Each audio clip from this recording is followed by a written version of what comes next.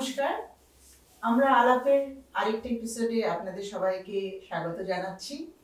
এতদিন যারা আপনারা আলাপ দেখছেন, যারা পরিচিত আলাপের সাথে, তারা নিশ্চয়ই কনসেপ্টটা সম্পর্কে জানেন। তাও আমি আরেকবার বলছি, আলাপের কনসেপ্টটাই হচ্ছে যে আমরা কোনো সো কল সেলিব্রিটি বা পরিচিত মুখের সাথে আলাপ পরিচয় করার জন্য এই সিরিজটা শুরু করিনি।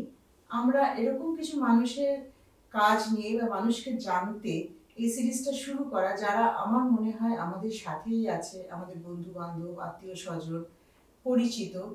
তারা কিন্তু ভীষণ অন্যরকম কাজ করে নিজেদের পরিধির মধ্যে বা নিজেদের পরিধির বাইরেও সমাজের জন্য একটা অন্যরকম জায়গা তারা তৈরি করেছে। কিন্তু তাদেরকে আমরা সবাই ভীষণভাবে যে চিনি বা তারা খুব পরিচিত তাও নয়। তারা একটা ছোট্ট গণ্ডির মধ্যে হয়তো আটকে আছে বা খুব ছোট গণ্ডির মধ্যেই তাদের পরিচয়টা আটকে গেছে। তো আমাদের এই সিরিজটার লক্ষ্যটাই তাই, যাতে তাদের কাজের সাথে আমরা সবাই পরিচিত হতে পারি, প্রেরিত হতে পারি তাদের কাজের সাথে। তারা সবসময় আমাদেরকে ইন্সপায়ার করে, আরো বেশি করে তারা যেন ইন্সপায়ার করতে পারে, আর তাদের কাজ যেন আমাদেরকে একটা অন্যরকম জগৎ, অন্যরকম পৃথিবীর সাথে পরিচয় করায়। আজকে আমাদের অতিথি ডক্টর মৌপিয়া মুখার্জি। মৌপিয়া আমার বন্ধু, তাছাড়া মৌপিয়া শিক্ষিকা, Moupia film maker, Moupia workshops করায়, মৌপিয়া জেন্ডার ইকুয়ালিটি নিয়ে কাজ করে, মৌপিয়া লেখিকা, মৌপিয়া অনেক ওয়ার্ল্ড ক্লাসিক্স অনুবাদ করেছে। তাছাড়া মৌপিয়া খুব সুন্দর গান করে, আরো অনেক কিছু করে। সেটা আমরা ওর সাথে কথা বলতে বলতে ওকে আরো জানবো, ওর কাজ নিয়ে কথা বলবো। আচ্ছা মৌপিয়া, আজকে থ্যাংক ইউ ফর কামিং। আলাপে এসেছিস, আমরা খুব খুশি হয়েছি। এত ব্যস্ততার মধ্যে যে সময় বার করে তুই এসেছিস, আমরা ভীষণই খুশি। প্রথমে আমি শুরু করতে চাই তোর ছোটবেলা থেকে। তোর ছোটবেলাটা কোথায়? কলকাতাতেই বড় হয়েছিস? একদম ছোটবেলায় আমরা ছিলাম কৃষ্ণনগরে, মানে বাবা পিডব্লিউডিতে ছিলেন। আচ্ছা। তো ফলে ট্রান্সফারেবল জব ছিল বাবা। আচ্ছা। তো আমার খুব আচ্ছা আচ্ছা স্মৃতি আছে কৃষ্ণনগরে। আর তারপরে রঘুনাথগঞ্জ, মুর্শিদাবাদে। তারপরে 5.5 বছর যখন আমার, তখন আমরা কলকাতায় আসি পৈতৃক বাড়িতে, বাবার পৈতৃক বাড়ি, সেখানে তখন আমরা আসি। তো তখন থেকেই কলকাতায়। আর ওই বছরের মাঝামাঝি একটা সময় আসার ফলে আর কি বাড়ির পাশেই একটি স্কুলে তখন ভর্তি হয়েছিলাম, যে বছরটা শেষ করে তারপরে অন্য একটা বড় স্কুলে যাবো। তো তখন অ্যাকচুয়ালি একটা, এখন বুঝি যত ছোট বয়সে একটা পরিচিত জায়গা থেকে এসেছি, পুরোটার সাথে মানিয়ে নেওয়া, এবং সেই অর্থে তো মানে মফস্বল থেকে এসে শহরে মানিয়ে নেওয়া, সেখানে স্কুলে আসলে সেট হয়ে গেছি 6 মাসে। তো তার ফলে আমি আর অন্য স্কুলে যেতে চাইনি, তো বাবা মা জোর করেন। তো ওই স্কুলেই আমি ক্লাস 10 অবধি পড়েছি, কালীকমলা বিদ্যাপীঠ ফর গার্লস, সেটা বাড়ির একদম কাছেই।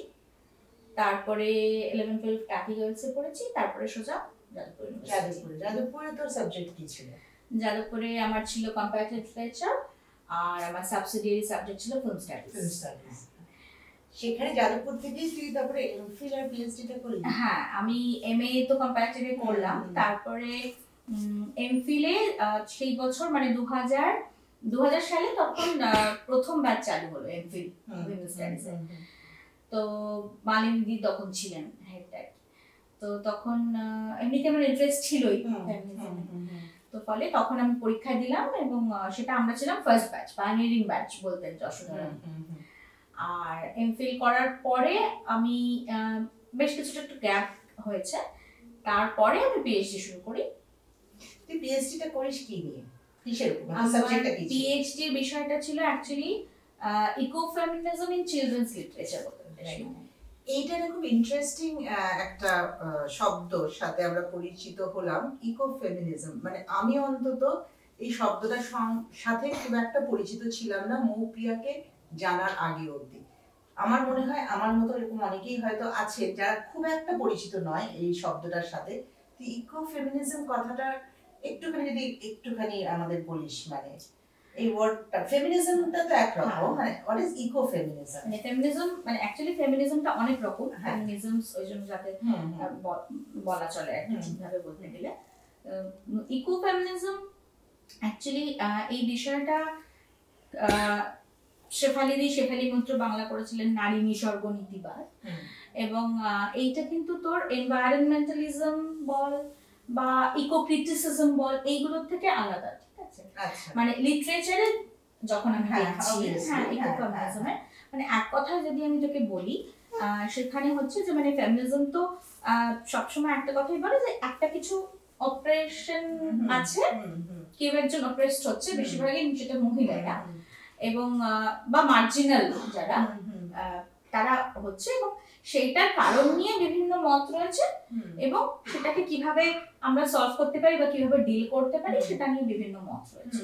তো এইখানে বিভিন্ন ধরনের ফেমিনিজম বেরিয়ে আসে।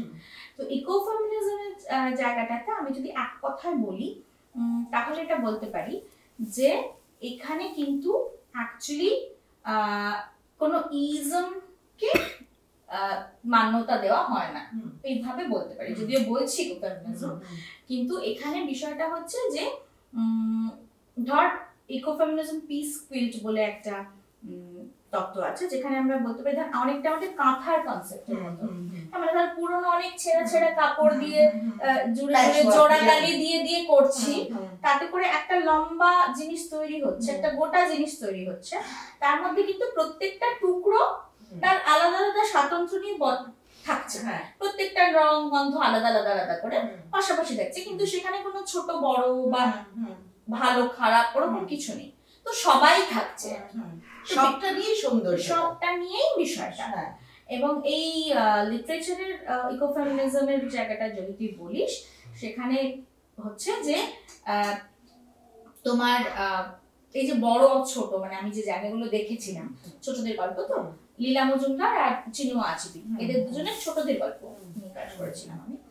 তো সেখানে কিভাবে বড় ছোট সম্পর্ক আসছে, কিভাবে পরিবেশ আসছে, তো পরিবেশের সঙ্গে মানুষের সম্পর্ক, হ্যাঁ ছোট বড়, এবং সেইখানে ছোটদের মধ্যে আবার ছেলে মেয়ে ভাগ হলে কি আলাদা হয়ে যাচ্ছে উপস্থাপনাটা, তাদের সঙ্গে পরিবেশের সম্পর্কটা কি আলাদা হয়ে যাচ্ছে, এইগুলোই আমার বিষয়বস্তু ছিল আর কি। আচ্ছা আচ্ছা, তো এইটা যখন পিএইচডি কমপ্লিট করলি তখন তুই তারপরে পড়ানো শুরু করলি? পিএইচডি অ্যাকচুয়ালি পিএইচডিটা আমি অনেকটা পরে করেছি, মানে এমফিল করার পরে, মানে এমফিলে আমার কাজটা ছিল হচ্ছে গঙ্গা, পদ্মা নদীর মাঝি আর পিতাশিট্টি নদীর নাম, এই তিনটি উপন্যাসে নদী, নিম্নবর্গ এবং নারী। তো বরাবরই আমার এইটা খুব আমার ইন্টারেস্টিং লাগে, মানে এই সম্পর্কগুলো এবং নদী তার সাথে নারী তার সাথে পরিবেশ এবং সাবঅল্টার্ন যেটা নিম্নবর্গের জায়গাটা। তো এমফিলটা করতে করতেই আমি কাজ করতাম আকাশ বাংলায়, হ্যাঁ তারপরে আমি অডিও ভিজুয়ালে কাজ করি বেশ খানিকটা দিন, আমি অমিত সিংকে অ্যাসিস্ট করেছিলাম কিছুদিন, তারপরে কি করলাম, হ্যাঁ তারপরে আবার এমফিলে যখন ডিসার্টেশন জমা দিল একটু ব্রেক নিলাম, তারপরে আমি রূপকলা কেন্দ্রে 1 বছর পড়িয়েছি, আমি এবং আলাপে কাজ করেছি, এবং এই কাজটা করতে গিয়ে আমি অ্যাকচুয়ালি প্রত্যন্ত গ্রামে গেছি, আমি স্কুল অফ উইমেন স্টাডিজ রিসার্চের কাজ করেছি, সেখানে কাজের জন্য আমি ওয়ার্কশপগুলো আমার শুরু আর কি, ওয়ার্কশপ নেওয়া, ওয়ার্কশপ ফ্যাসিলিটেট করা যেগুলো সেগুলো করেছি, আমি ইএমআরসি তে কাজ করেছি, মানে আমি বিভিন্ন ধরনের কাজ করেছি। আর পিএইচডিটা আমি করি, আমি যখন রূপকলা কেন্দ্রে কাজটা মানে 1 বছর পড়িয়েছিলাম ডেভেলপমেন্ট কমিউনিকেশন, তারপরে আমি পিএইচডিটা শুরু করি, সেটা 2006 সালে। তো তখন আমি ভাবলাম যে না আমি একটু পিএইচডি কাজটা করি, আমার বরাবরই এটা ছিল, মাঝখানে তখন পড়া হয়ে ওঠেনি, তো তখন পিএইচডিটা করি, এবং পিএইচডি করতে করতেই আমি বিবেকানন্দ কলেজে পড়াতাম ঠাকুরপুকুরে। আচ্ছা, তো তুই যে এটা বললি যে ওয়ার্কশপস করতি, তো ওয়ার্কশপস তুই কিসের উপর করিস, মানে এখনো তো করিস? হ্যাঁ এখনো করিস, মানে বিভিন্ন স্কুলে গিয়ে করিস? হ্যাঁ এখন আসলে বিভিন্ন স্কুলে যেভাবে যোগাযোগ হয় সেখানে করি, আমি এখন একটি সংস্থার সাথে মানে ফ্রিল্যান্সি, তাদের সাথে কন্ট্রাক্টে বিয়েতে যে তারা যে স্কুলগুলোতে কাজ করে সেখানে গিয়ে আমি মেনস্ট্রুয়েশন এন্ড ট্যাবুজের উপরে আচ্ছা, তুই মেনস্ট্রুয়েশন এন্ড ট্যাবুজ এর উপরেই ওয়ার্কশপটা জেনারেলি করে থাকিস? হ্যাঁ, না আমি এটা মানে এটা তো করি, আর তার সাথে জেন্ডার সেন্সিটাইজেশন, আর তোর একটা একটা কম্প্রিহেন্সিভ কৈশোরের কর্মশালা বলে একটা আমি ও মডেল তৈরি করেছি এটা নিজস্ব মডেল? এইটা একটা নিজস্ব মডেল তৈরি করেছি। হ্যাঁ, আর কারণ আমার এইটা বারবার মনে হচ্ছে যে ওদের বিভিন্ন ধরনের সমস্যা থাকে এবং সবকটাই যেহেতু ইন্টার রিলেটেড, তো ওইগুলো করতে করতেও আমি কিছুটা জেন্ডার কিছুটাই আমি ঢুকে যাই ঠিকই, কিন্তু এই যে অ্যাডোলেসেন্ট বাচ্চাদের এবং এদের গ্রামের দিকেও শহরেও আছে, তাদের অনেক ধরনের সমস্যা, এবং হাতে যেহেতু এখন মোবাইল এসে গেছে তাতে করে কিন্তু তারা ট্রেন্ড নয় কি করে সেটাকে করবে, ব্যবহার করবে, কতটা নেবে কতটা নেবে না, এবং তাদের বাবা মার হাতেও কিন্তু ওরকম মোবাইল আসছে এবং আমরাও ট্রেন্ড নই, ফলে এবং তার সাথে আরো অন্যান্য প্রচুর সমস্যা, সেই সব থেকেও তাদের ভীষণ অবসাদ আসে এবং অনেকেই মানে সুইসাইডাল হয়, করেও ফেলে। তো সেই সব জিনিসগুলোকে নিয়ে একটু একটা কম্প্রিহেন্সিভ একটা জায়গা, কৈশোরের কর্মশালা, হ্যাঁ এটাকে আমি বলি এবং এখানে ওরা নিজেরাই ওদের সমস্যাগুলো বলে, ওরা নিজেরাই ওদের সমস্যাগুলো কিছুটা কিভাবে ওরা ডিল করতে পারবে সেটা করা। আমি শুধু একটু ওদের কোঅর্ডিনেট করে দিই, একটু বলে দিই যে মানে তোমরা একা নাও এরকম সমস্যা, আর যেহেতু আমি এত ধরনের কাজ করেছি তো আমি সব মানে আমার এক্সপিরিয়েন্স গুলো আমি রিলেট করি, ফলে সেটাতে ওরাও কিছুটা রিলেট করতে পারে। তো তোর এই ওয়ার্কশপে জেনারেলি যে বাচ্চারা আসে তাদের বয়স সীমাটা কি? বয়স সীমাটা ধর স্কুলে মোটামুটি 7-8 মানে মেনস্ট্রুয়েশন এন্ড ট্যাবুজ তো 6-7 থেকেও শুরু করে, হ্যাঁ, আর কৈশোরের কর্মশালা ধর কোন স্কুল যেরকম বললো সেরকম হয়, তবে জেনারেলি ওই 8, 9, 10, 11, 12 9, 10, 11, 12 হচ্ছে 8, 9 বাই ওরকম, কারণ সমস্যা তো হ্যাঁ এরকম 8 থেকে 12। আর এই ওয়ার্কশপটা তোর মূলত স্কুলেই গিয়ে করিস, বিভিন্ন স্কুলে যারা অ্যাপ্রোচ করে? হ্যাঁ, যারা অ্যাপ্রোচ করে, এবং এই যে আমার সবসময় মনে হয় যে কোনো সংস্থার সাথে কি সব শহরের স্কুল নাকি গ্রামের? না, বেসিক্যালি আধা শহরে মানে মফস্বল, হ্যাঁ, এবং গ্রাম, এবং যেরকম ধর পরিচিত সূত্রেই পাই এগুলো, যেমন আমি মুর্শিদাবাদের বেলডাঙ্গাতে মাদ্রাসাতেও নিয়েছি এটা, কারণ যেহেতু আমি আমার কাজের সূত্রে ওই মাদ্রাসাতে আমি গেছি অনেকবার, এবং সেইখানে আরেকটা স্কুলেও নিয়েছি। এবার আসলে যেটা হয় যে স্কুলগুলোর আলাদা করে খুব ফান্ডিং কিছু থাকে না, আর যেহেতু আমি এটা আমার উপার্জনেরও একটা জায়গা, সেই জন্য আমি যে এটা একেবারে মানে বিনা পারিশ্রমিক করবো সেটা আমি পেরে উঠি না, ফলে আমাকে একটা ইয়ে নিতে হয়, হয়তো আমি কোথাও কোনো একটা দুটো জায়গায় হয়তো আমি সেটা করি না, কারণ সেখানে কোনোভাবেই আমি নিতে পারি না আর কি, কিছু বিষয় থাকে। কিন্তু তাছাড়া কি হয়, আমার সবসময় এটা মনে হয় যে যদি কোনো সংস্থা, কোনো সরকারি সংস্থার সাথে বা এরকম ভাবে যদি আমি কাজটা করতে পারতাম, মানে এখন যেরকম করছি, এখন কাদের সাথে করছি না, এখন করছি একটা সরকারি সংস্থা, না এটা বেসরকারি, এবং এরা ওনারা যে স্কুলে কাজ করেন, তো সেখানেও গার্লস স্কুলে হয়েছে কয়েকটা, এরা শুধু মেনস্ট্রুয়েশন এন্ড ট্যাবুজের ওপর নিয়ে আমার সাথে চুক্তিটা হয়েছে। কৈশোরের কর্মশালাটা নিয়েছি কারণ একটা স্কুল থেকেই বলেছিল যে ওটা নেওয়ার জন্য, কিন্তু আমার মনে হয় যারা রেগুলার এই স্কুলে কাজ করে বা তারা যদি আমাকে সেই স্পন্সরটা করতে পারে, তাহলে আরো অনেক বেশি স্কুলে গিয়ে আরো অনেকের কাছে পৌঁছানো যায়, এইভাবে কাজটা করা যায়, এইটা আমার মনে হয়। কারণ আর এই কাজটা অ্যাকচুয়ালি আমি এবং আলাপে যখন ছিলাম, মানে আমি যখন স্কুল অফ উইমেন স্টাডিজে কাজ করছিলাম, তখনই প্রথম আমরা এই ওয়ার্কশপের কনসেপ্ট এইগুলো নিয়ে আমার একটা এক্সপিরিয়েন্স হয়। তারপরে এবং আলাপে আমি ক্রিটিক্যাল সিটিজেন বলে একটা কাজ করেছিলাম, মানে এবং আলাপের কাছে আমার অনেক ঋণ, এবং ওইটা আমি কোঅর্ডিনেট করেছিলাম। ওটা হচ্ছে তোর বর্ধমান 2005-এ, বর্ধমান আর কলকাতা 3টে করে কলেজ নিয়ে জেন্ডার, কমিউনালিজম আর গ্লোবালাইজেশন, এই 3টে বিষয়ের উপরে কাজ করা হচ্ছে, ওয়ার্কশপ নেওয়া হচ্ছে। তো সেইটা কোঅর্ডিনেট করেছিলাম।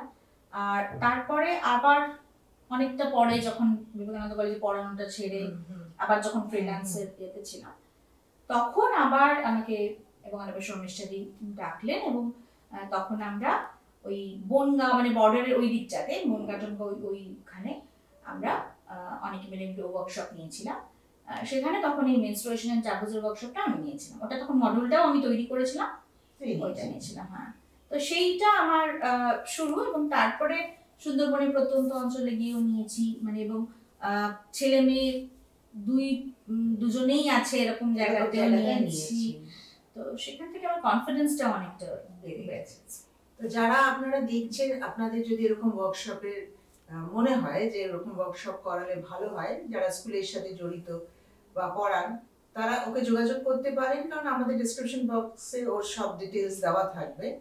এরকম ধরনের ওয়ার্কশপস তো এখন খুব ইন্টারেস্টিং লাগলো, কারণ আমরা যখন স্কুলে পড়তাম আমাদের কিন্তু এই এক্সপিরিয়েন্সটা কোনোদিন হয়নি, তাই না? মানে এখন যেটা হচ্ছে, সব থেকে ভালো লাগলো যে সুন্দরবনের প্রত্যন্ত গ্রামে বলছিস, বনগাঁও এই এরিয়াগুলোতেও যে এরকম ওয়ার্কশপ এখনো তো পিরিয়ডস নিয়ে বল মেনস্ট্রুয়েশন নিয়ে একটা ট্যাবু তো আমাদের সমাজে আছে, এটা তো আছেই, এটা তো মানে অস্বীকার করার জায়গা নেই। মানে আমরা যতই আরবানাইজড হই, আরবান একটা লাইফ লিড করি, কিন্তু আমাদের মধ্যেও অনেকের মধ্যেই ট্যাবুটা আছে। হ্যাঁ, ভীষণ ভাবে আছে, খুব আশ্চর্য ভাবে আছে। হ্যাঁ, কিন্তু এইটা যে হচ্ছে গ্রামে গঞ্জে, এটা ভীষণ এনকারেজিং। আসলে কি বলতো, মানে যতই হোক মানে একদল কিন্তু মানুষ আছেন যারা কিন্তু নিরলস চেষ্টা করে যান যতটা পারা যায় দিতে সমাজকে, যতটা পারা যায় এই ছেলেমেয়েদের কাছে। প্রচুর শিক্ষক এবং একটা কাজ করতে গিয়ে বা ওই স্কুল অফ উইমেন স্টাডিজের কাজটা করতে গিয়েও এবং তারপরেও আমার কিন্তু এরকম বহু সরকারি স্কুলের শিক্ষকের সঙ্গে পরিচয় হয়েছে যারা কিন্তু সত্যি ডেডিকেটেড এবং তারা কিন্তু কোনো রকম নিজেদের স্বার্থ কি পাবেন আলাদা করে না ভেবে তাদের স্কুল আওয়ার্সের বাইরে সমানে কিন্তু তারা চেষ্টা করে যাচ্ছেন যে স্টুডেন্টদের কি করে আরো এম্পাওয়ার করা যায়, আরো কিভাবে করা যায়। এবং এই স্কুলের মাস্টারমশাইরাই কোনোভাবে হয়তো আমার কথা জানতে পারছেন বা পরিচয় হচ্ছে, তখন কিন্তু তারা কিন্তু অনেক সময় নিজেরাও যতটা পারেন সেই ফান্ডটা জোগাড় করে তারা কিন্তু আমাকে ডেকেছেন। সেইটা আমি সত্যি কৃতজ্ঞ। কিন্তু এবং সবসময় তারাও বলেছেন যে ম্যাডাম এইটা কিন্তু আরো অনেক জায়গায় আরো স্কুলে যেতে পারলে ভালো হতো। এবং রিওয়ার্ডিং সবচেয়ে কি বলতো, যে মানে আমি বোদরা হাই স্কুলে গিয়েছিলাম, অ্যাকচুয়ালি ওদের স্কুলের জন্যই আমি কৈশোরের কর্মশালাটা তৈরি করেছিলাম, কারণ উনি বলেছিলেন যে আপনি যদি ম্যাডাম এইরকম ধরনের একটা কিছু নেন। তো সেইখানে প্রায় 180 থেকে 200 মতো স্টুডেন্ট ছিল, যেটা আমি একা হাতে নিয়েছিলাম ওয়ার্কশপটা। তো ওইটা প্রথমে আমার খুব টেন্স ছিলাম আর কি, যে এত জন এবং 9, 10, 11, 12 মানে তারা মানে রীতিমতো বড় আর কি, সেখানে এরকম একটা বিষয় নিব। কিন্তু সেটা এতটাই ভালো হয়েছিল।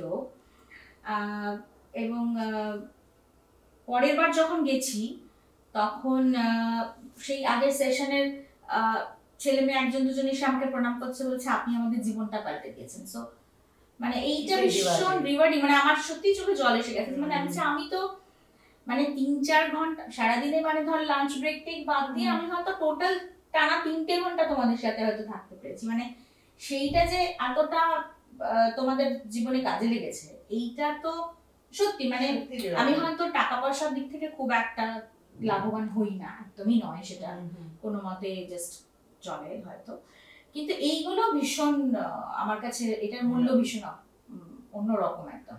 তো আমি ঘরে ওই জন্য রেখে দিচ্ছি। এবং তারা তখন যে চিরকুট লিখে আমাকে তারা যে বলে, এবং একটি ছেলে ওরকম ওই লিখে দিয়েছিল এরকম যে মানে আমি এটা সারা জীবন মনে রাখবো, মানে আপনি যেটা এলেন আমি কি বলে আপনাকে ধন্যবাদ জানাবো। এবং ভীষণ বাজিও আছে ওরা, মানে এই অ্যাডোলেসেন্স সমস্যা নিয়ে বলছি তো, যে এগুলো কৈশোরে এরকম হতে পারে বয়স সঙ্গীতে এরকম না। তো তাতে করে একজন বলছে যে ম্যাডাম আমরা এখনকার সঙ্গে ভাষা তো যে ম্যাডাম আমরা আপনার উপর ক্রাশ খেয়ে গেছি, এটাও কি আমাদের কৈশোরের সমস্যা?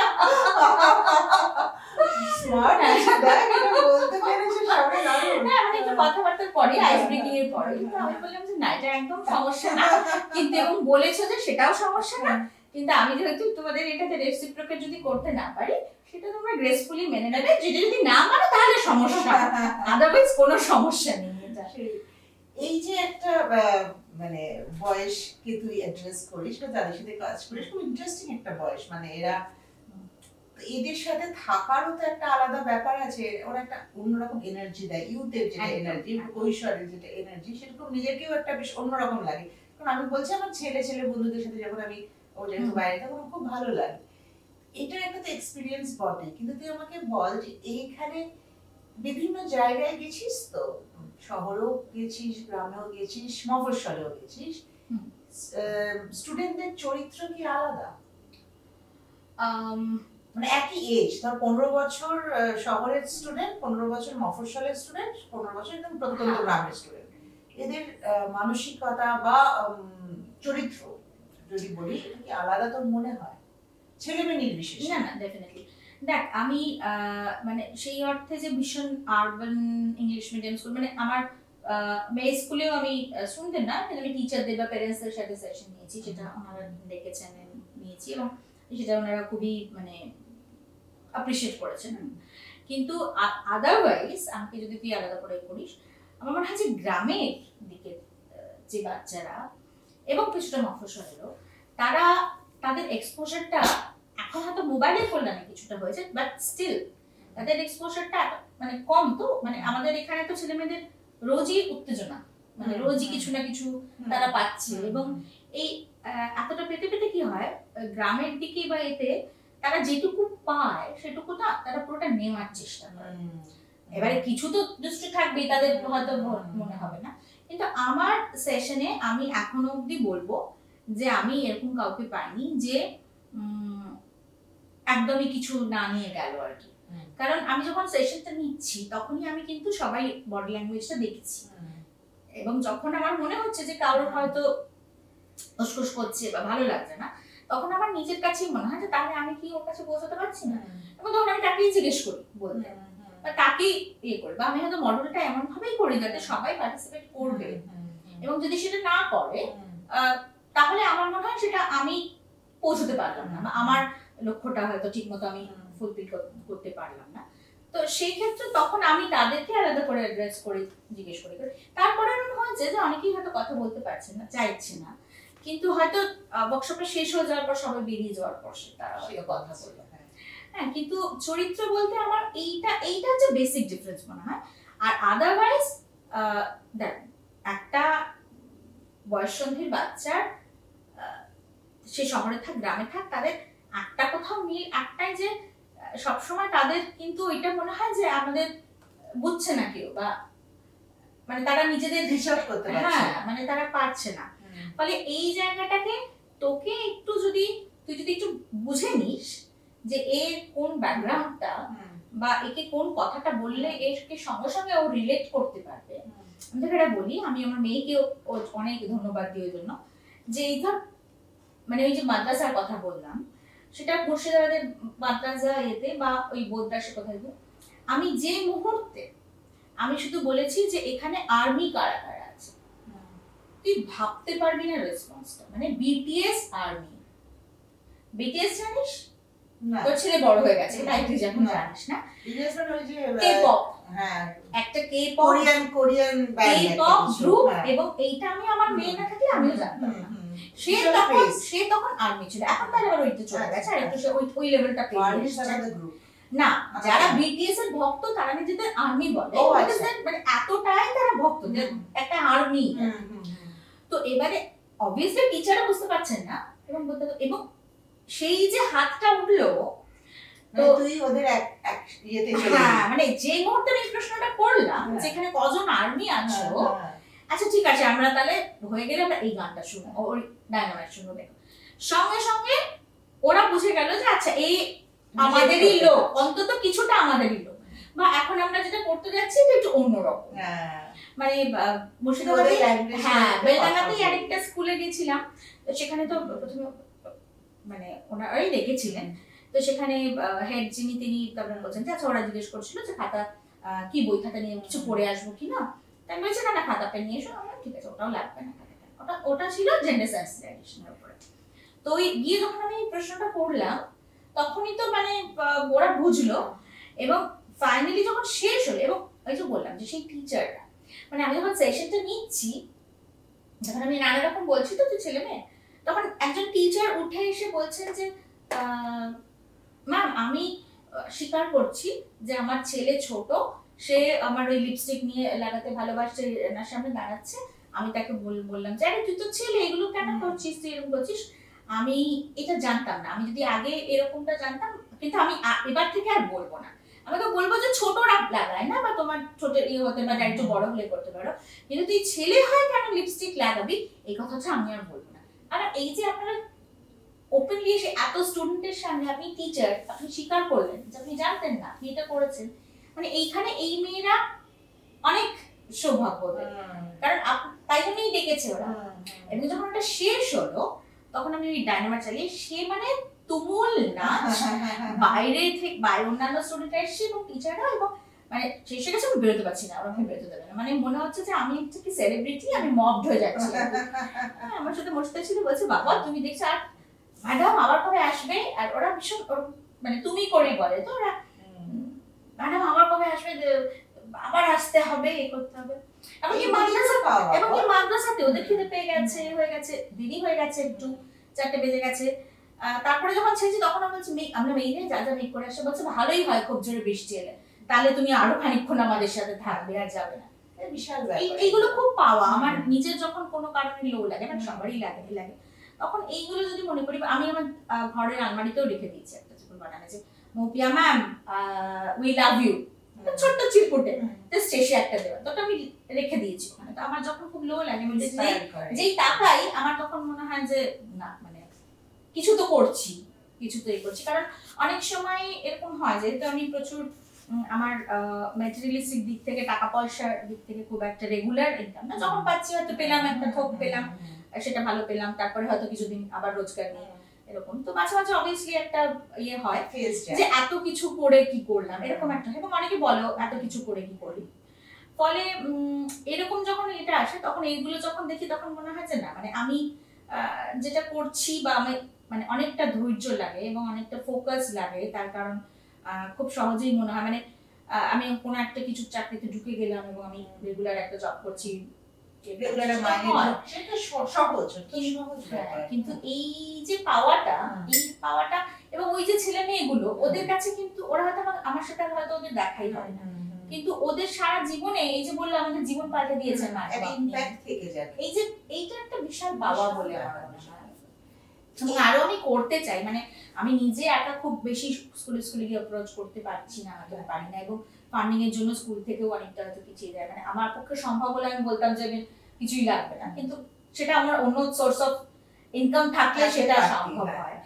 যেরকম একটা কলেজেও আমি গেলাম, সিস্টার নিবেদিতা শারদাকে, সেটা সোমা মারি উনি ডেকেছিলেন, সেখানে আমার ছবিটা দেখানো, মেনস্ট্রুয়েশন নিয়ে কাজ করা, এবং এই যে হওয়ার পরে ছাত্রীরা প্রথমে কথা বলছে না, তারপরে কথা বলছে, বলতে বলতে কেঁদে ফেলছে, হ্যাঁ, কেউ এর সাথে জড়িয়ে ধরছে, কেউ বলছে যে তার বোন, সে হচ্ছে স্পেশালি এবল, এবং তার যখন পিরিয়ডস হয় তখন এটা ভীষণ হেভি একটা পিরিয়ডস ফ্লো হয়, এবং সবাই ভীষণ বিরক্ত হয়, বলছে আমার মাও বিরক্ত হয়ে যায় ওটা চেঞ্জ করতে, কারণ দাগ লেগে যাচ্ছে, এবং তার যে কেয়ার গিভার সে ভীষণ বিরক্ত হয় এবং ভীষণ রুডলি তার সঙ্গে বিহেভ করে সেই মেয়েটার, ফলে ওর দিদির ভীষণ কষ্ট হয়।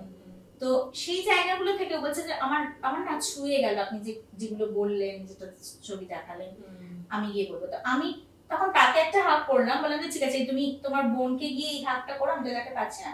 মানে এগুলো শুনলে আলাদা করে হয়তো আদিক্ষেতা মনে হতে পারে, নাকামি মনে হতে পারে, কিন্তু সেই মেয়েটির চোখে যে জলটা আমি যখন দেখলাম, তো আমার মনে হয় ওটা হচ্ছে একটা শ্রেষ্ঠ পুরস্কার। একদম একদম। তো একটু আগে যেটা তুই বললি যে ছবির ব্যাপারটা, তুই এবার একটু ছবির কথাটা বল। তোর তো একটা ছবি রিলিজ হয়েছে, মানে ডকুমেন্টারি রিলিজ হয়েছে, আমি দেখেছি, আরেকটা হচ্ছে ইন দ্য প্রসেস। এই ছবি বানাতে যাওয়া কেন, মানে তোর কি প্রথম থেকে ইচ্ছে ছিল এটা ছবিতে যাবি, ছবি বানাবি?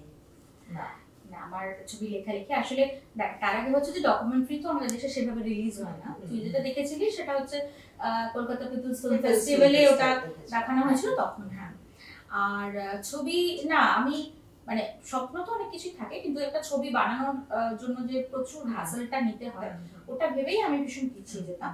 আর আমার একটা স্বভাব আছে, সেটা হচ্ছে ভীষণ আমি নিজেকে একটা আন্ডার এস্টিমেট করা, মানে ও বাবা, মানে আমি পারবো না, বা আমি তো বিশেষ কিছু জানি না, মানে আমি জানি না ঠিক মতো, মানে আমি যোগ্য নই, মানে এইটা বানানোর আমি মানে অনেকে দেখি ছবি না বানিয়েও নিজেদের ফিল্ম মেকার বলছে, 3 দিনের একটা ওরিয়েন্টেশন কোর্স করে নিজেকে জেন্ডার এক্সপার্ট বলছে, মানে ওই কনফিডেন্সটা আমার নেই আর কি। মানে কিন্তু আমার পার্টনার যেহেতু আমার মেয়ের বাবাও সে, তো ও যেহেতু অডিওভিজুয়ালে আছে, এডিটর, এখন এসআরএফটে পড়ায় এবং ফিল্ম মেকার, আর আমরাও একসাথে কাজও করেছি অনেক।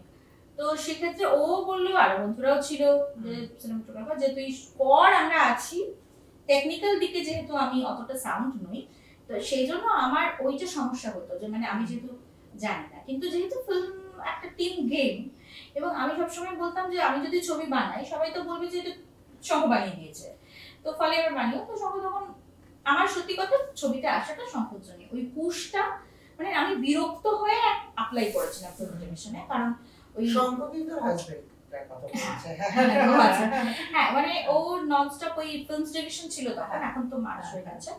তো ফিল্মস ডিভিশনে ওই ওরা অ্যাপ্লিকেশন চেয়েছিল, তখন ওই অ্যাপ্লাই করা এবং আমি মানে কথা বলেছিলাম আগে আমি এই প্রজেক্টটা নিয়ে যে এরকম একটা বিষয় হতে পারে, এবং এই ট্রমাটা আমার যেটা ছিল সেইটা নিয়ে আমি, মানে যারা ছবিটা দেখেননি the day I became a woman, ওটা দেখে বুঝতে পারবেন হয়তো যে ছবিটা কি। কিন্তু তখন ও বলেছিল যে তুই ওই বিষয়টা যেটা বলেছিলিস তুই ওটা নিয়ে অ্যাপ্লাইটা কর, এবং লাস্ট যেদিন মানে লাস্ট ডেটে বিষয়টা নিয়ে একটু বল ডিটেইলে। হ্যাঁ, লাস্ট ডেটের আগে আমি রাত্রিরে, ওই আগের রাত্রিরে আমি লিখে অ্যাপ্লাই করি, মানে একটা স্টেজ একেবারেই বসে লিখেছি, একবারেই ওটা দিয়েছি। কারণ বিষয়টা তো যেহেতু ছিল হচ্ছে যে আমার যখন ফার্স্ট পিরিয়ড স্টার্ট হয় তখন আমি মামার বাড়িতে ছিলাম, আমার কোনো আইডিয়া ছিল না, আমি ভেবেছিলাম আমি মারা যাচ্ছি, তো প্রচন্ড ট্রমা, এবং আমি মাকে জিজ্ঞেসও করিনি যে কেন তুমি আমাকে বলনি কিছু। তো সামহাউ ওইটা ট্রমাটা ছিল, এবং তারপরে যখন আমার মেয়ে হলো এবং আমি ও একটু বড় বড় হচ্ছে, তখন আমার ওটা মনে হতো যে আমি ওই ট্রমাটার মধ্যে দিয়ে যেতে না যায়, এবং সেক্ষেত্রে আমি ওকে প্রথম থেকেই বলতাম যে হ্যাঁ এটা হচ্ছে স্যানিটারি ন্যাপকিন, এটা বড়দের হাগিস, বা মানে আমি এরকমই বলতাম যে মায়ের পেটে যে ডিম হয় সেটা থেকে তো বেবি হয়, তো বেবি যখন হয় না তখন ডিমটা ফেটে যায়, তো ভেতর জিনিসগুলো বেরিয়ে আসে, তো সেটা যখন বেরোয় তখনই মানে ওর মতো করে যাতেও বুঝতে পারে। তো তখন তারপরে যখন এই ফিল্ম ডিভিশনের এটা বেরোলো, তখন অ্যাডভার্টাইজটা বেরোলো, তখন আমি ওটা লাস্ট ডেটে অ্যাপ্লাই করেছিলাম। তো তারপরেও অনেকটা সময় লেগেছিল, কিন্তু ওটা ফাইনালি হয় আর কি। এবং সেটাও মানে অবভিয়াসলি শঙ্খ এবং অন্যান্য বন্ধুদের অনেক সাহায্য ছিল বলেই করতে পেরেছি, বিশেষ করে শঙ্খ। এটা আমি মানে বারবার বলতেই হচ্ছে, বাড়ির লোক হলেও সেটা আলাদাভাবে ইয়ে করা উচিত, কারণ মানে আমার ছবিটা বানাতে আসাটা একদমই ওর ধাক্কায়, এবং কারণ একটা ছবি পুরো, আমি তো ইনস্টিটিউটে ফিল্ম ইনস্টিটিউটে নই বা আগে ছবি বানাই, ছোট ছোট ক্যাপসুল বানিয়েছি অবশ্য আমি এমআরসির জন্য, হেলথ ক্যাপসুল, কিন্তু এই যে পুরো প্রসেসটা সেইটা আমার আগে কখনো এক্সপেরিয়েন্স ছিল না অ্যাজ ডিরেক্টর। তো সেইটা এবং ফিল্ম ডিভিশনে জমা দেওয়ার প্রচুর ফর্মালিটিস থাকে, মানে ওরা যখন লাস্ট পাঠালো ডেলিভারেবলস এন্ড এই করতে হবে ওই করতে হবে, আমি না দেখে আমার মাথাটা বাই করে ঘুরে গেল, যে অসম্ভব, আমি মানে পুরো মানে গানের সম্ভব বললাম যে তুই করতে পারলে কর, আমি আমার দরকার নেই, মানে আমি অসম্ভব। আর আমার ভীষণ পেপার ওয়ার্কে ভয়, মানে আমার যেন ব্যাংকের কাজের ভয়, অফিসার পেপার ওয়ার্ক, এবং ফলে কিন্তু সেগুলো ও করেছিল আর কি আছে সমস্ত কিছু। এবং এখন যে ছবিটা করছি, তো সেটা যেরকম সেটা আরো কঠিন, কারণ সেটার কোনো আলাদা স্ক্রিপ্ট নেই এবং প্রচুর রাশ,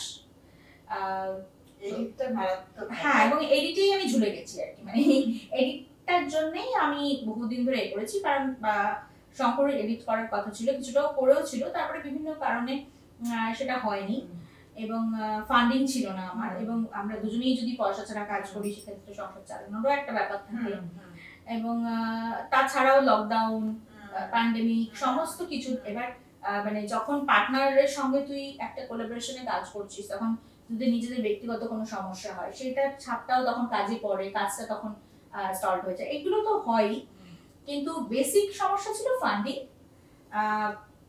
এটা তো এটাই বলতে চেয়েছি যে আমাদের দেশে বিশেষ করে তোর ইন্ডিপেন্ডেন্ট সিনেমা ডকুমেন্টারি বানানোটা ভালো লাগাটা তো একটা দিক, কতটা কঠিন, কারণ ফান্ডিং তো একটা বড় ব্যাপার, ফান্ডিং পাওয়াটা তো একটা কঠিন ব্যাপার, খুব কঠিন। এবং আগে আগে দেশের মধ্যেই মানে পিএসবিটি বা ফিল্মস ডিভিশন ওরা বছরে একবার করে অন্তত ছবি বানানোর জন্য ওরা বিজ্ঞাপন দিত, সেখানে লোকে কত লোকে সেইভাবে করতো। এখন সেইটা প্রায় উঠেই মানে ফিল্মস ডিভিশন তো মার্জ হয়েই গেছে না দেশের সাথে, সেই ইনফ্লুয়েন্স নেই না, কিন্তু বছরের পর বছর ধরে কিন্তু ওগুলো হয়েছে এবং প্রচুর ভালো ছবি হয়েছে। এবং এখন এই ডকেজ বলে যে একটা ডকুমেন্টারি ফিল্মের জন্য যে একটা প্ল্যাটফর্ম তৈরি করা হয়েছে, যেটা নীলোৎপল মজুমদার এখানে কলকাতায় করেছিলেন শুরু, এখন ভারতেও আরো অন্যান্য জায়গাতেও হচ্ছে এই ধরনের কাজ। সেখানে কিন্তু বেশ বিদেশের বিশেষ করে বিভিন্ন যারা কমিশনিং এডিটরস বা যারা প্রজেক্ট নেবেন আর কি, তারা হয়তো তাদের চ্যানেলে দেখাবেন বা তারা ডিস্ট্রিবিউট করবেন বা তারা প্রডিউস করবেন, তারা সবাই একটা জায়গায় এসে এবং সেখানে তারা ফিল্ম মেকাররা পিচ করে ছবি, এবং সেখান থেকে তাদের পছন্দ হলো এবং সেটা বাট ইটস এ ভেরি মানে প্রসেসটা ভীষণ লেন্দি আর কি, লম্বা একটা এবং লম্বা একটা চলতে থাকে। কিন্তু ফান্ডিংটা সত্যি সমস্যা।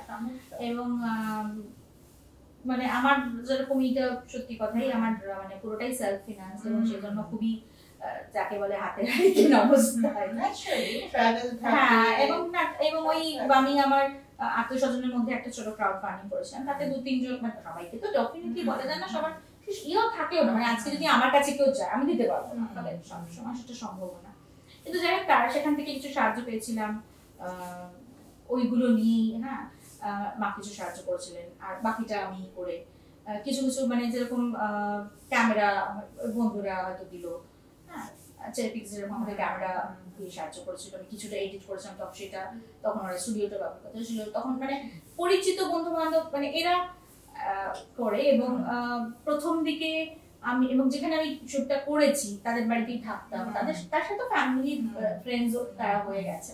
ডকুমেন্টারি বানানোর ইনসেন্টিভ হচ্ছে এটা, মানে প্রচুর মানুষের সঙ্গে তোর একটা আজীবনের সম্পর্কও হয়েছে, তৈরি হয়ে যায় একদম। এবং জীবনের কাছাকাছি তো বিষয়টা, মানে আমি যেটা এখন করছি সেটার জন্য আমাকে বাগবাজার যেতে হয়েছে এবং সেখানকার যে মেয়েরা ভীষণ মানে নিষ্পাপ চোখে গেলেই একগাল হাসি দিয়ে কেমন আছো ম্যাডাম, আমাকে হয়তো আগে দেখেও কিন্তু অনেকদিন পরে দেখলাম তোমাকে, কি ভালো লাগছে বলে জড়িয়ে ধরে এসে মনটা সঙ্গে সঙ্গে ভালো হয়ে যায়। এবং আমি যখন নিজের চোখে দেখি যে একটা ডিম মিড ডে মিলে থাকবে কি থাকবে না, কি আমরা মানে সুন্দরবনে যখন ছিলাম আমি একটা গল্প লিখেছিলাম ওটা নিয়ে, যে মানে একটা ডিম সেদ্ধ টিফিনে দেওয়া হবে কি হবে না, সেইটা নিয়ে তাদের মধ্যে একটা ইয়ে চলেছে যে দেখলি আজকে বলেছিলাম না ডিম দেবে, মানে এটা একটা ব্যাপার। হ্যাঁ, এটা একটা বিষয়। তো এইগুলো আছে। তো ডকুমেন্টারি বানানোর এইটা হচ্ছে একটা আমার মানে অনেকেই অনেক রকম বানায়, আমরা যে ধরনের আমি এখন অবধি বানিয়েছি বা বানাচ্ছি এটার জন্য, তাতে করে এইসব মানুষের কাছাকাছি যাওয়া, এই ধরনের জীবনকে দেখা, এই অভিজ্ঞতাগুলো আবার আমি আমার লেখালেখির মধ্যেও নিয়ে আসি আর কি। হ্যাঁ, তো এইখান থেকে আমরা তো লেখালেখিতে জাস্ট যাই, তুই তো অনেক ওয়ার্ল্ড ক্লাসিক অনুবাদ করেছিস, খুব অনেক না, 5-6টা করেছি এখন অবধি, বাংলাতেই করেছিস। হ্যাঁ, মানে এটা আমি করছি হচ্ছে তোর এই সাউন্ড আইডিয়াস এর হয়ে কাজ করছি, সেটা মির্চি বাংলাতে ব্রডকাস্ট হয়েছে অডিয়েন্স হিসেবে আছে। এছাড়াও তোর নিজের ইন্ডিপেন্ডেন্ট লেখাও তো আছে, বই লিখেছিস প্লাস এমনি লেখাও আছে তোর, তাই তো? হ্যাঁ, লিখেছিস। এই যে তোর কটা বই বেরিয়েছে? বই বলতে ধর আমার একার ইয়েতে বলতে সেটা আমার একটা অনুবাদের বই বেরিয়েছে, যেটা রেনু গৌরী সারিয়ার অটোবায়োগ্রাফি। আর তাছাড়া অন্যান্য বইয়ে আমার লেখা মানে আলাদা করে আমার একটা প্রবন্ধ বা আমার একটা গল্প এরকম বেরিয়েছে, এরকম আছে, কিন্তু আলাদা আমার একারই বই ওটা এখনো বেরোয়নি। পিএইচডির থিসিসটা বেরোনোর সবকিছু রেডি হয়েও হচ্ছে না, যদি অনেকদিন হয়ে গেছে, কিন্তু সেটা একটা বাংলাদেশেরই একটা প্রকাশনা সংস্থা, তাদের সাথে সবটাই হয়ে গেছে, মানে জাস্ট প্রকাশের অপেক্ষায়, কিন্তু ওখানে যেরকম একটু সমস্যা চলছে তো সবকিছু নিয়ে বা ওদের নিজেদের এসব করে ওটা এখনো বেরোয়, তো ওটাকে ওটা লাইন আছে। তো তোর মানে ইচ্ছে আছে আরো? হ্যাঁ, আর তাছাড়া রিসেন্টলি যে সঙ্গম হাউসের সাথে যে কাজটা করবি, 1 মাসের একটা রেসিডেন্সিয়াল ইয়ে, তো এটাও তো ভীষণ ইন্টারেস্টিং একটা জায়গা। হ্যাঁ মানে একটু বল। হ্যাঁ, এটা হচ্ছে আমি এটা নাগামিজ অথর টেমসুলাও ওনার মেমোয়ার্স, ওটাকে আমি অনুবাদ করছি আর কি বাংলাতে। তো এইটা সঙ্গম হাউস রেসিডেন্সিটা হচ্ছে ব্যাঙ্গালোরে, ওখানে 1 মাসের জন্য আমি থাকবো এবং আমাকে আর কিছু করতে হবে না, আমাকে শুধু লিখতে হবে এবং আমি আমার পেসে আমার মতো করে লিখবো। মানে এরকম নয় যে খুব একটা তোমার লিমিটেশন ওরা সেট করে দিল যে তোমাকে এতটাই লিখতে হবে, এতটাই কাজ দেখাতে হবে, এরকম না। তো এটা কি বই হিসেবে প্রকাশিত হবে? এইটা আমি একজনের সাথে, হ্যাঁ আমার একটা প্রফেশনালের সাথে কথা বলেছি, তো অবভিয়াসলি এবং এই কাজটা যদি আমি ঠিক করে করতে পারি তাহলে এটা মানে এটা ভালো কাজ হবে আর কি আশা করছি। হ্যাঁ, এই যে 1 মাসের জন্য তুই ব্যাঙ্গালোরে গিয়ে থাকবি, তোর মেয়ে তো ক্লাস 11 এ পড়ে। হ্যাঁ, বড় মিয়া, ওর মেয়ের নাম মরমিয়া, কি মিষ্টি নামটা, ওর মেয়ে 11 এ পড়ে। তো এই 1 মাসের জন্য ওর আমরা মা হিসেবে তো আমাদের এটা সবসময় ব্যাক অফ দ্য মাইন্ড থেকে যায় যে মানে কিছুই না, ছেলেমেয়েরা হয়তো নিজেরা স্বনির্ভর, অনেক কিছু এখন ওরা পেরে যায়, যেটা আমরা হয়তো 10-11 পারতাম না, তারা পরিস্থিতি চাপে পড়ে পেরে যায়, কিন্তু আমাদের তো একটা ভেতরে চলতে থাকে। হ্যাঁ, এইটা তুই মানে কিভাবে ইয়ে করছিস, ওকে রেখে যাবি?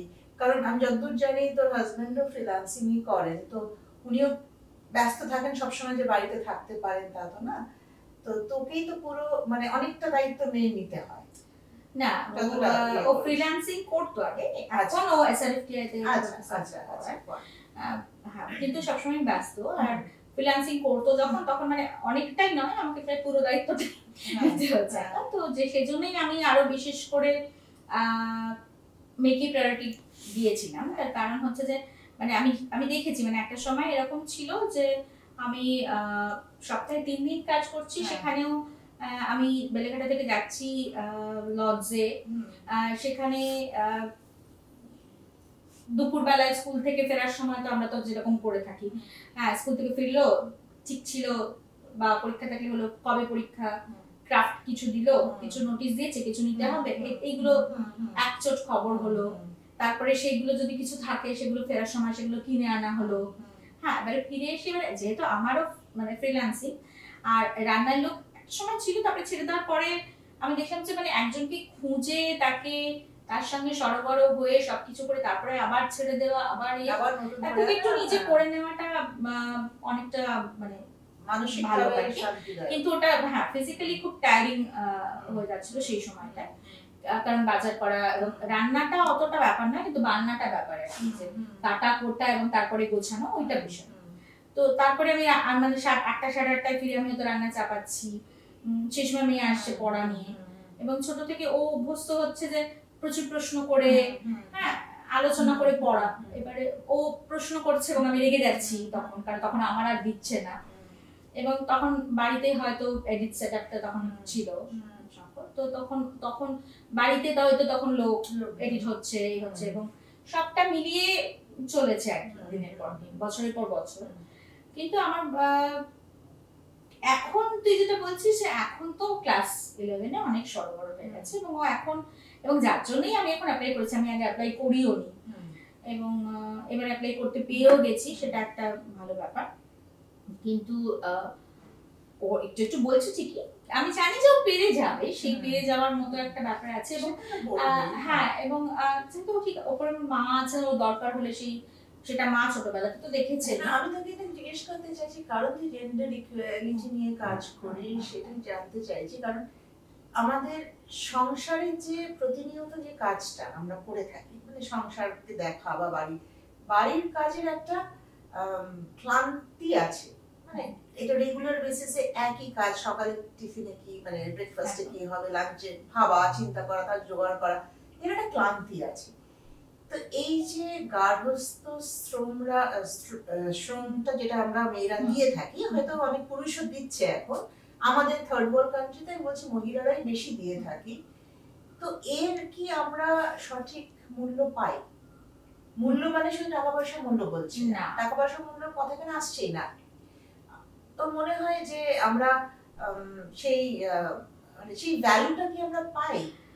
না, আমার মনে হয় যে এই ভ্যালুটা তো পাই না, ইনফ্যাক্ট এই Single ভ্যালুটা যে আছে, না না যেমন ধর আমি এই যে 1 মাসের জন্য যাব, সম্ভব অনেকটাই মেয়েকে হয়তো দেখবে করে, এখন মেয়ে বড় হয়ে গেছে অনেকটাই, সোজা কথা।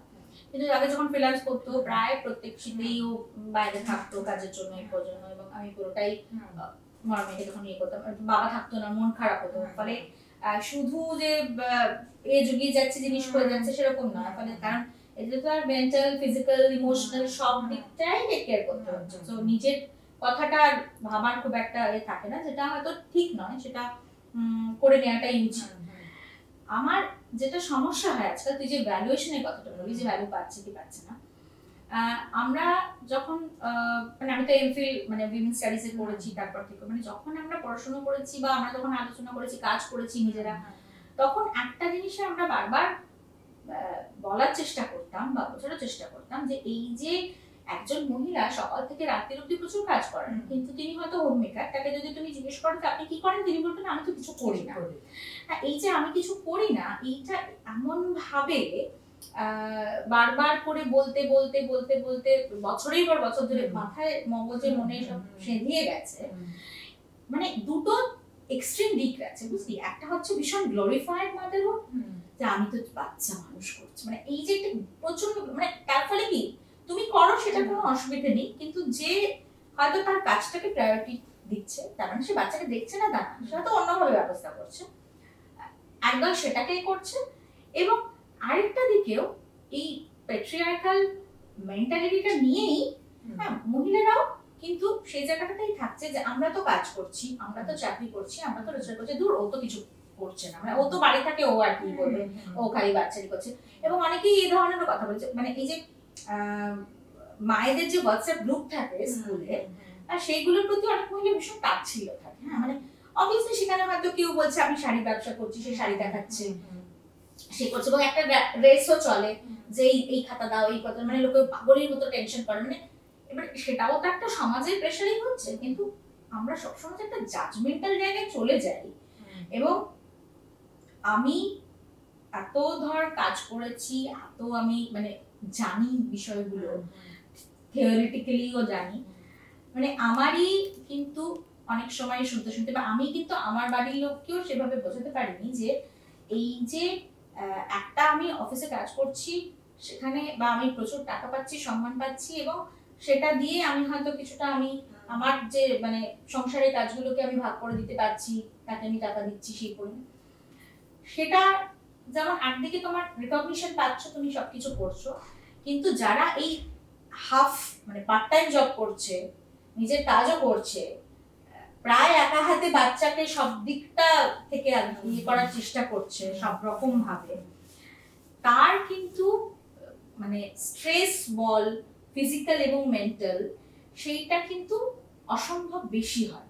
এবং সেই যে রিকগনিশনটা, সেইটা কিন্তু সে পায় না। এবং এইটা কিন্তু আমিও কিছুটা বলতে পারি যে আমি আমার বাড়ির লোককেও, সে হয়তো অনেক সেনসিটিভ, অনেক কিছু, অনেক সময় অনেক হেল্প করে, সবকিছু করে কাজের ক্ষেত্রে, কিন্তু তার ক্ষেত্রেও কিন্তু এই যে পুরোটার যে মূল্যটা, সেইটা কিন্তু কোথাও গিয়ে একটু কমই মনে হয় আর কি।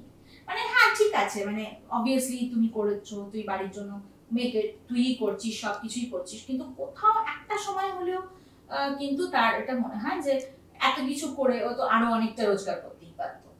হ্যাঁ, কিন্তু সেইটা করতে গিয়ে আমাকে যেটার সাথে কম্প্রোমাইজটা করতে হতো, কারণ সবার তো পরিস্থিতি, বাড়ির পরিস্থিতি বল, সাপোর্ট সিস্টেম বল, সমান থাকে না।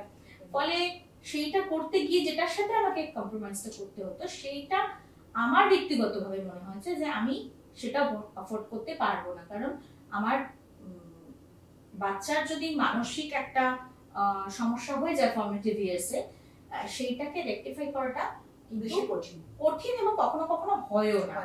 এবং আমার কিন্তু পারিবারিক দিক থেকে বা এই ধরনের দিক থেকে আমি দেখে আমার প্রত্যক্ষ অভিজ্ঞতা আছে বলেই আমি হয়তো সেটা করেছি। কিন্তু তার মানে এই নয় যে যে সেটা করছে না, হ্যাঁ, যে বলছে যে আমি কেন বাচ্চাকে পড়াবো, আমি একজন ঠিক আছে আমি টিউটর দিচ্ছি বা এই করছি, আমার ভালো লাগছে না, আমার ওই ধৈর্য নেই, বা আমার রান্না করতে ভালো লাগে না রেগুলার, আমি একদিন একটা সফল করলাম, তাকে কিন্তু আমি কোনোভাবেই জাজ করছি না। তো এই কিন্তু এইটা ভীষণ হয়।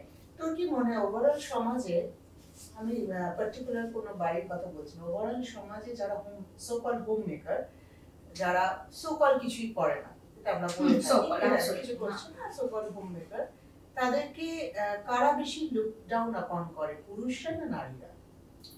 মানে এইটা আসলে বায়োলজিক্যাল, হ্যাঁ মানে এইটা কি বলতো, এটা আসলে বায়োলজিক্যালি পুরুষ বা নারী বলে কিছু নেই। যাদের মধ্যে এই পেট্রিয়ার্কাল গেজটা রয়ে গেছে, যারা ওইভাবেই টিউনড হয়ে গেছে, তারাই লুক ডাউন আপন। মানে ধর তুই হোম মেকার, আমি একটা কর্পোরেট ইয়েতে একটা বড় জায়গায় আছি, তা আমি যখন শুনবো তুই you just a homemaker, তখন কি আমার মধ্যে একটা ওটা কাজ করবে, ও তো শুধু হোম মেকার, আমি তো বাড়িও দেখছি, আমি তো কর্পোরেট এটাও দেখছি। হ্যাঁ, এটা না, তোর মধ্যে তখনই কাজ করবে যখন তুই এই ট্র্যাকটায় ঢুকে যাবি।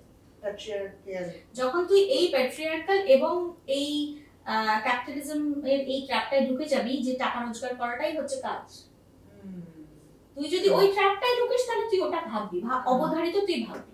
এবং আমি করছি না, মানে আমরা করছি না, সব করছি।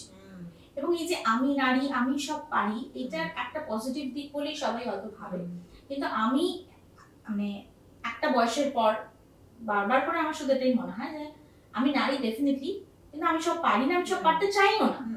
মানে এই যে সব পারতে হবে, এবং এই যে দেবী দুর্গার, হ্যাঁ এটা খুব ইন্টারেস্টিং, তুই বলেছিলি যে দেবী দুর্গার 10টা হাত, কিন্তু মানে 10টা হাত দেবী দুর্গারই না। হ্যাঁ, তো এইটা একটু বল, এটা খুব ইন্টারেস্টিং। হ্যাঁ মানে আসলে দেখ, আমার ওই ফিল্ম ডিরেকশন থেকে, মানে আমি এই ডে বিকেম আ ওম্যান এর জন্য বোধহয় 2022 বা 2023-এ টং হি দুর্গা বলে ওরা একটা অনুষ্ঠান করেছিল। তো সেখানে আমি এবং আরো 3জন উইমেন ফিল্ম মেকারকে ওরা সম্বর্ধনা দিয়েছিল। সেটা ওদের খুবই মানে সাধু উদ্দেশ্য এবং ইয়েতে, কারণ আমি ব্যক্তিগতভাবে জানি বলে সেটা জানি।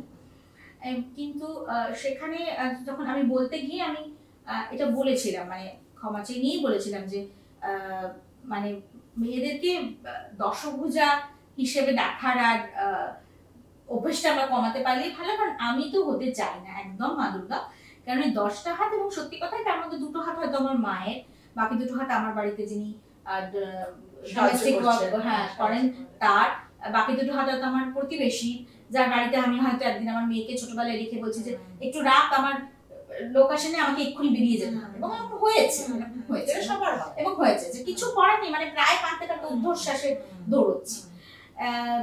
তো ফলে এই যে ইয়েটা যে আমরা সবাই মিলে পারি, এইটা হচ্ছে কথা। এবং এইটা ওই ইকোফেমিনিজম নিয়ে কাজ করতে গিয়ে আমি ভীষণ ওই মানে মানে আমার কানেক্ট করার বিষয়টা ওখান থেকেও তৈরি হয়েছে। এবং এটা হয়তো আমার প্রথম থেকে আমার একটা স্বভাব বলতে পারিস, যে এই কানেক্টটা করতে আমি ভালো পারি, বা আমার এই কানেক্ট করলে আমি ভালো থাকিও, যে প্রত্যেকটা কাজের মধ্যে একটা যোগসূত্র করে করে এই যে জায়গাটায়। তো ফলে ওটা আমি বলেছিলাম, তখন ওনারা হাসছিলেন। আমি বললাম যে আমার মা বসে আছেন এবং আমরা বলি না যে মানে it takes a village to raise a child, তো আমাদের তো শহরে, কিন্তু একটা পাড়া হোক ইয়ে হোক। এবং এই জন্য আমার মনে হয় যদি বলি না যে আমি একটা corporate just a home maker, এই যে জাস্ট আ হোম মেকার এইভাবে যে দেখাটা, এইটা এটা আমি কেন বললাম আমি বুঝতে পেরেছি। আমি এটা মহিলাদের কাছ থেকে শুনিস, ওই যে বললাম যে তো ও তার ক্ষেত্রে বলে না, ও জাস্ট হোম মেকার বলে, ও হোম মেকার, মানে হোম মেকার বলে আলাদা কিছু বলেও না। হ্যাঁ মানে তারা এক ধরনের লিখতে দেখে। এরা যেটা হচ্ছে যে এই যে জায়গাটা, কিন্তু আলটিমেটলি তারা এসে তারা কিন্তু পুরুষের মতো, মানে পুরুষের মতোই চাকরি করছে, ফলে পুরুষের মতোই ওই পাওয়ার ডাইনামিকটাই তারা ঢুকে যাচ্ছেন। তারাই কিন্তু বলছেন, আমার মানে কলেজে যখন ছিলাম তখনও হয়তো শুনলাম কলিগ কেউ বলছেন যে দূর বাবা সারাদিন বাড়ি থেকে কি করে, একটু রান্না করলো, কি একটু শুয়ে নিল, আবার একটু করলো শুয়ে নিল। মানে আরে তার তো মানে শুরু থেকে শুরু হয়েছে, সেই ভোর থেকে, তার তো আলাদা করে কোনো বিশ্রাম নেই, তার তো আলাদা করে কোনো ব্রেক নেই। সাহায্য করার লোক কম, তার চেয়ে বড় কথা সারাদিন ওইগুলো করতে করতে তোমার ভীষণ ক্লান্তি, রিকগনিশন। এই যে আমি 1 মাসের জন্য রেসিডেন্সিতে যাবো, আমি যখন অ্যাপ্লাই করেছিলাম, আমি তখন কিন্তু আমার মানে why I am applying, তাতে অন্যান্য কারণের সঙ্গে আমি এটাই লিখেছিলাম যে মানে 1 whole month without thinking about laundry, groceries, cooking, daughter, exams and everything. So I will just be there and I was right. Yes, mindset. আমার একটা নিজস্ব স্পেস থাকবে, আমি লিখবো, বাস, আমাকে আর কিছু ভাবতে হবে না। মানে এইটা একটা মানে অসম্ভব লুক্রেটিভ একটা অফার আর কি আমার কাছে। ছুটিটা শুধু ফিজিক্যাল না, মানসিকও এটা খুব দরকার। আমার মানসিক ছুটিটা তো হয় না। হ্যাঁ, আমার এক বন্ধু মানে মেহেলি যেরকম বলেছিল, বলছে তুই ওখান থেকে ফোনে সংসার চালানোর চেষ্টা করবি না একদম। মানে তাই হয়, অ্যাকচুয়ালি তাই হয়। কারণ আমি মনে আছে আমি ঢাকা গেছি পিচ করতে, আমার যে ফিল্মটা ঢাকা ডাকলাম, তো সেই সময় চঙ্ক বোম্বে গেছিল ওর ছবি নিয়ে ফিল্মে। তো আমার মা, ওই যে বললাম দুটো হাত আরো দুটো, মা আমার মেয়েকে নিয়ে নাচের ক্লাসে যাচ্ছেন, তো একটু দেরি হচ্ছে। মা বম্বেতে ফোন না করে মা আমাকে ফোন করছেন, যে ঢাকাতে ফোন করছেন যে কি না নাচের টিচারকে একটু বলে দাও যে ওটা একটু দেরি হচ্ছে পৌঁছতে। হ্যাঁ, মানে এই যে একটু আগে এলো না বাস থেকে, স্কুল বাস থেকে ফোন এলো, ঝালমুড়িওয়ালার সামনে দাঁড়াতে বলবে, মানে শুনলে খুব হাসি পায়। মানে কি, হ্যাঁ, আমাকে আবার মেয়েকে ফোন করতে হলো, মেয়ে ফোন করলো, মা বাস খুঁজে পাচ্ছি না, স্কুল বাস, মানে সেটা মানসিক ছুটিটা তো আমরা পাই। হ্যাঁ, এবং ওই বাসের লোকের কাছে কিন্তু বাবার নাম্বারটাও আছে। তো মানে এই যে জায়গাগুলো, এবং এই যে তুই যেটা বললি ওই ট্র্যাপটা খুব গন্ডগোলের, যে মানে এবং আমাকে লোকে বলেওছে একদম, মানে তুই একটা পিএইচডি করেছিস, তুই একটা মানে তুই কেন মানে রান্না করবি, তুই কেন বাচ্চাকে পড়াবি? আমি বলি কে পড়াবে, মানে আমার বাচ্চাকে আমি যদি পড়াই তাহলে সমস্যাটা কোথায়? মানে ঠিক আছে, কেউ যদি মনে করে আমার এত ধৈর্য নেই, আমার দ্বারা হচ্ছে না, বা আমি কাজ করছি তারপর বাড়িতে এসে আমি রেস্ট নেবো, সেটা একদম ঠিক আছে। কিন্তু আমার মনে হয়েছে যে আমি যেভাবে ওকে পড়াবো, মানে আমি যেভাবে কানেক্ট করে পড়াবো সেরকম যদি আমি খুঁজি কাউকে পেলাম তো ঠিক আছে। আর আমি যখন অন্য কিছু সেই করছি, আমি অবভিয়াসলি সরিয়ে নিয়েছি নিজেকে কিছুটা, তখন আমার মনে হয়েছিল যে আমি কেন পড়বো, এরকম নানা রকম করতে করতে ওর তো বয়সটা বেরিয়ে যাবে, ওর মূল্যবান সময়টা তো চলে যাবে। তার থেকে আমি যদি একটা সময় ওকে দিই, এবং ইটস রিওয়ার্ডিং, মানে এটা স্কুল থেকেও সবাই বলে, এবং মোটামুটি যারা মানে এখন যেরকম ও আমাকে নিজেই বলেছে যে তুমি যাও, এই অপরচুনিটিটা তুমি মিস করবে না। মানে আমি প্রথমে একটু বলছিলাম না থাক, আবার এখন বলছে না, একদম না, তুমি এটা নিয়েছো যখন তুমি একদম যাবে, ঠিক করেছে। কিন্তু তোর তো অনেক মানে অনেকটা কি বলবো পরিধি কাজের, অনেক কিছু নিয়ে কাজ করেছিস, অনেক বিষয় নিয়ে কাজ করেছিস, অনেক রকমের কাজ করেছিস। তোর সব থেকে ভালো লাগার জায়গা কোনটা, মানে কোন কাজটা তোর করতে সত্যি খুব ভালো লেগেছে বা ভালো লাগছে বা করতে চাইছিস আবার যদি সুযোগ পাস? আসলে মোটামুটি হয়তো একটা দুটো বাদ দিয়ে কাজগুলো করতে আমার মোটামুটি ভালো লেগেছে, ভালো লাগার জায়গায়। এখন যেরকম ওয়ার্কশপের কাজটা আমি সত্যি ভীষণ এনজয় করি। আর আরেকটা যদি বলতে হয় সেটা হচ্ছে, আমি বলবো আমি শিক্ষামিত্র বলে একটা অল্টারনেটিভ স্কুলে পড়াতাম, আর সেটা চেতলায় ছিল তখন, স্কুলটা এখন নেই, রিসোর্স সেন্টার হিসেবে আছে। তো সেইখানে আমি চেতলায় আশেপাশে কমিউনিটির বাচ্চারা আসতো পড়তে। আমি অডিও ভিজুয়াল কাম স্টোরি টেলিং টিচার ছিলাম। তো আমি অডিও ভিজুয়াল কিছু দেখাতাম, ক্লিপিং দেখাতাম বা করতাম, এবং শোনাতাম করতাম, এবং সেটার মধ্যে দিয়ে লিটারেচার, হিস্ট্রি বা মানে ওটা একদম ফ্রি ফ্লোয়িং ছিল। এবং আমি সত্যি বলবো যে সুদর্শনা সিনহা ওটা করতেন, এবং উনি আমাকে ফ্রি হ্যান্ড দিয়ে রেখেছিলেন যে যেরকম যেদিকে ফ্লো যাবে, মোটামুটি আমার একটা স্ট্রাকচার থাকতো, কিন্তু বাচ্চারা যেরকম করবে সেখানে। তো সেইটা আমার কাছে ভীষণ রিওয়ার্ডিং ছিল, কারণ ওইটা প্রথম ছিল, মানে তারপরেও আমি আন্ডার প্রিভিলেজ বাচ্চাদের নিয়ে কাজ করেছি, কিন্তু ওইটা আমার প্রথম ছিল, যেখানে কিন্তু প্রথম দিন গিয়েও আমি বুঝতে পারছি যে যেখানে ওরাও আমাকে মানে যাকে বলে জাজ করছে বা মাপছে বলি আমরা, এবং আমি যেই মুহূর্তে আমি প্রথমেই বললাম যে আমি তো আঁকতে পারি না, তোরা কত ভালো আঁকতে পারিস, আমি সব জানি না, যেখানে আমার ভুল হবে আমাকে একটু ধরিয়ে দিস, সেই মুহূর্তে দেখলাম যে জায়গাটা সহজ হয়ে গেল। এবং ওরা কিন্তু সবারটা মুখের উপর বলতো আর কি, যে ধর ওদের অনেকেরই মায়েরা আয়ের কাজ করেন। তো আমার যখন মেয়েটা হলো তখন আমি ব্রেক নিয়েছিলাম, আবার যখন গেলাম জয়েন করলাম, তখন ওরা জিজ্ঞেস করছে যে তুমি কার কাছে রেখে এলে মেয়েকে। এবারে আমি ভাবছি যে আয়া বলবো, এবার যদি ওদের খারাপ লাগে বা কিছু, মানে সতর্ক থাকতাম কনসিয়াসলি, কারণ অবভিয়াসলি কখন কার মনে কিভাবে লেগে যায়। তা আমি বলছি যে ওই যিনি ওকে রাখেন আয়া আয়া, মানে ওরাই বলছে তো ঠিক আছে, তখন আমি বলতেই পারি। বা ছবি হয়তো আমি একটু দেখালাম, কোনো একটা সিনেমা একটুখানি দেখালাম, তারপরে ওদেরকে বললাম গল্পটা কিভাবে শেষ হতে পারে বল, এরকম নানান ধরনের করতাম। তো একদিন এরকম বললো একজন যে না আমি এটা ইয়ে করবো না। তো বললাম যে কেন করবি না, তাহলে তো এরকম হতে পারে। বললাম কেন, সবাইকে কি সিনেমা বানাতে হবে, সবাইকে কি এটা নিয়ে ভাবতে হবে?